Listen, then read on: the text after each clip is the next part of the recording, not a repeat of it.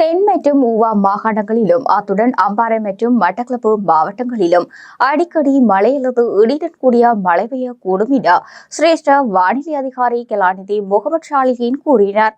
இன்றைய வானிலை குறித்து அவர் மேலும் கூறுகையில், மத்திய வடமத்திய மற்றும் வடமேல் மாகாணங்களிலும் அத்துடன் திருகோணமலை மாவட்டத்திலும் சிறிதளவு மழை பெய்யக்கூடும். சப்ரகமோ மற்றும் மேல் மாகாணங்களில் சில இடங்களில் மாலை அல்லது இரவு வேளையில் மழை அல்லது இடியுடன் கூடிய மழை பெய்யக்கூடிய வாய்ப்பு காணப்படுகின்றது.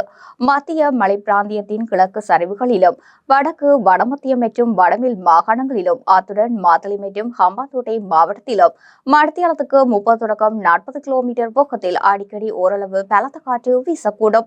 மத்திய சப்ரகமோ மற்றும் மேல் மாகாணங்களில் சில இடங்களிலும் அத்துடன் காலி மற்றும் மாத்தறை மாவட்டங்களிலும் காலை வேளையில் பனிமூட்டம் காணப்படும்.